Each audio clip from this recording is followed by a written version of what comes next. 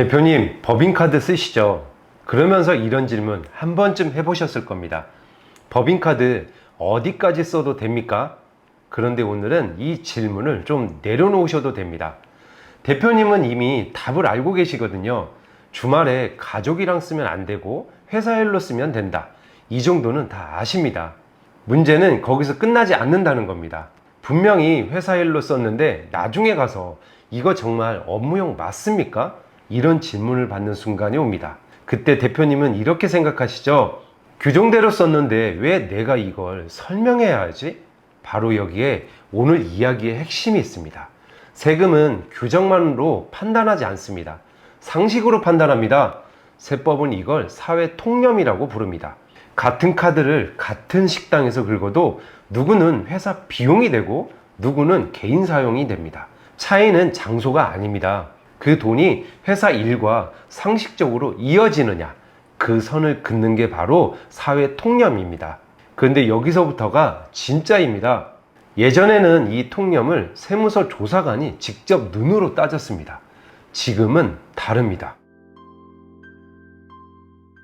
국세청은 이미 대표님의 법인카드를 시스템으로 보고 있습니다. 겁을 들이려는 얘기가 아닙니다. 이건 숨겨진 게 아니라 국세청이 공개한 사실이거든요. 오늘 이걸 보여드리겠습니다. 자, 그럼 국세청이 어떻게 보고 있는지 한번 살펴볼까요? 법인카드는 대표님이 발급받는 순간부터 국세청에 자동으로 등록됩니다. 개인사업자는 본인이 카드를 등록해야 하지만 법인카드는 그 절차도 없습니다. 발급과 동시에 모든 사용 내역이 국세청으로 들어가거든요. 그런데 국세청은 단순히 얼마 썼는지만 보지 않습니다. 그 카드를 어디에서 긁었는지, 그 가게가 무슨 업종인지까지 분석합니다. 식당인지, 피부과인지, 골프장인지, 사용처의 성격까지 다 분류해 둡니다. 여기까지 들으시면 에이 설마 이렇게까지 자세하게 들여다본다고? 이런 생각이 드실 겁니다. 그래서 증거 하나를 보여드리겠습니다. 해마다 법인세 신고 처리되면 국세청이 법인에 신고도움 안내문이라는 걸 보냅니다. 신고 잘하라고 보내주는 친절한 자료입니다. 그런데 그 안에 이런 항목이 있습니다. 특정 용도 신용카드 사용 현황. 국세청이 직접 써놓은 설명은 이렇습니다. 법인카드 사용 내역 중에 업무와 관련이 적은 것으로 전산 분석된 자료. 그리고 항목을 이렇게 나눠놨습니다. 신변 자파 구입, 가정용품 구입, 업무무관 업소 이용, 개인적 치료. 더 구체적입니다. 개인적 치료에는 성형외과, 피부과, 한방병원이 들어갑니다. 업무무관 업소에는 오락장, 스포츠, 교육기관 등이 들어갑니다. 무슨 뜻인지 보이십니까? 국세청이 대표님 법인카드를 가게 업종별로 이미 분류해서 이건 사적으로 쓴 것 같다고 항목까지 만들어 두고 있는 겁니다. 같은 안내문에는 사적 사용 혐의라는 단어가 그대로 적혀 있습니다. 조사관이 나와서 따지는 게 전혀 아닙니다. 신고하라고 보내주는 안내문에 이미 적혀 있는 겁니다. 그리고 여기서 더 중요한 게 있습니다.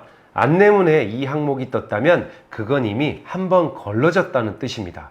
그런데 안 떴다고 안심하실 일도 아닙니다. 보여주지 않았을 뿐 시스템 안에서는 이미 분석이 끝나 있거든요.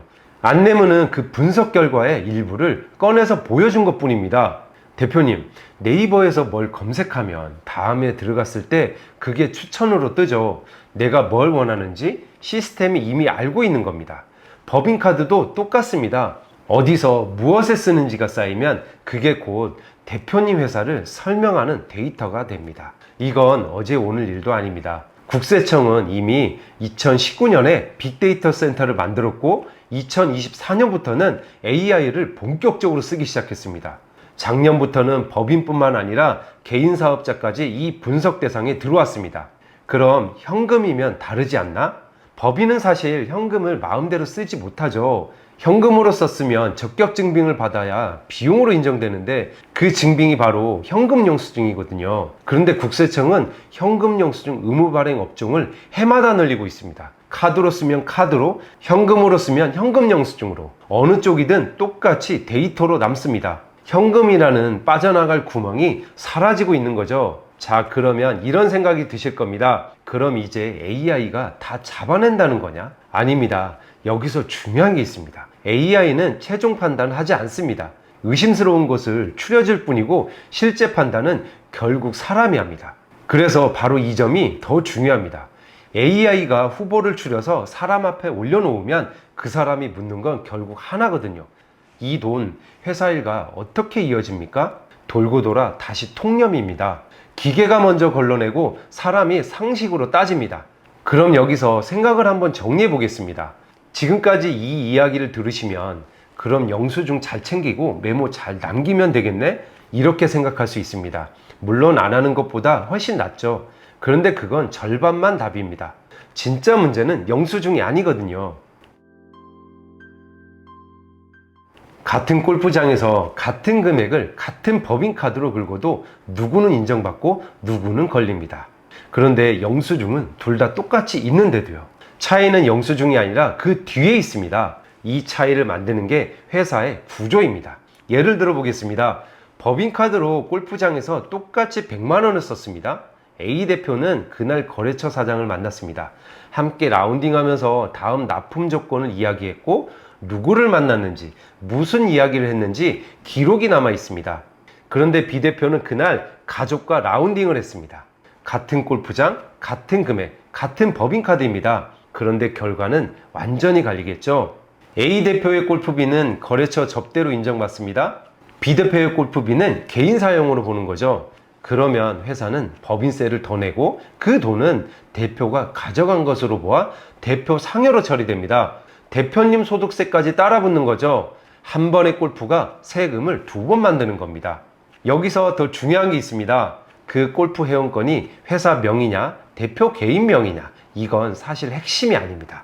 실제로 대표 개인 명의 회원권이라도 거래처 접대했었고 그 내역이 정리되어 있으면 회사 비용으로 인정한 국세청 판단이 있습니다. 반대로 회사 명의 회원권이라도 대표 혼자 또는 가족끼리 쳤다면 인정받지 못합니다. 명의가 아니라 무엇을 위해 썼느냐, 누가 가졌느냐가 아니라 왜 썼느냐, 세법은 늘 여길 봅니다. 이게 바로 회사의 구조입니다. 이 회사가 무슨 사업을 하는지, 정관에는 뭐라고 적혀 있는지, 그 지출이 회사 사업과 어떻게 이어지는지, 업무 관련성을 따질 때 가장 먼저 보는 게 회사 정관이거든요. 정관에 없는 사업에 쓴 돈은 아무리 영수증이 깔끔해도 비용으로 보지 않습니다. 그러니까 법인카드는 사실 표면입니다. 그 밑에 회사 구조가 담겨 있는 겁니다. 국세청이 데이터로 읽는 것도 결국 그 구조입니다. 그래서 이건 관리의 문제가 아니라 구조의 문제입니다. 영수증을 더 잘 챙기는 걸로는 풀리지 않는 거죠. 회사의 돈 흐름이 회사 구조와 맞아 떨어지느냐, 여기서 갈립니다. 그런데 여기서 한 가지는 분명히 해둬야 됩니다. 그 구조는 회사마다 다 다릅니다. 업종이 다르고 정관이 다르고 거래처가 다르고 돈의 흐르는 길이 다릅니다. 그래서 법인카드는 이렇게 쓰세요라는 하나의 정답은 사실 없습니다. 어떤 회사는 골프장 결제가 당당한 접대비가 되고 어떤 회사는 똑같은 결제가 약점이 될 수도 있습니다. 왜냐? 회사 구조가 다르기 때문이죠. 그러니까 오늘 이 영상으로 우리 회사는 괜찮구나 이렇게 넘기시면 안 됩니다. 반대로 큰일이구나 하고 겁먹으실 일도 아닙니다. 중요한 건 대표님 회사의 구조를 한번 들여다보는 겁니다. 우리 회사의 돈은 어디로 흐르고 있는지, 그 흐름이 우리 회사 사업과 맞아떨어지는지 이 질문에 답할 수 있으면 법인카드는 회사를 키우는 도구가 됩니다. 답이 막힌다면 그 구조부터 다시 보셔야 합니다. 국세청은 이미 대표님 회사를 데이터로 읽고 있습니다. 그렇다면 대표님도 대표님 회사를 같은 눈으로 한번 읽어보셔야 합니다. 대표님, 오늘 이야기가 회사의 돈 흐름을 다시 보는데 도움이 되셨다면 구독을 함께 해주십시오. 다음에도 대표님께 도움이 되는 이야기로 찾아뵙겠습니다. 세금 계산보다 중요한 건 회사를 이해하는 일입니다.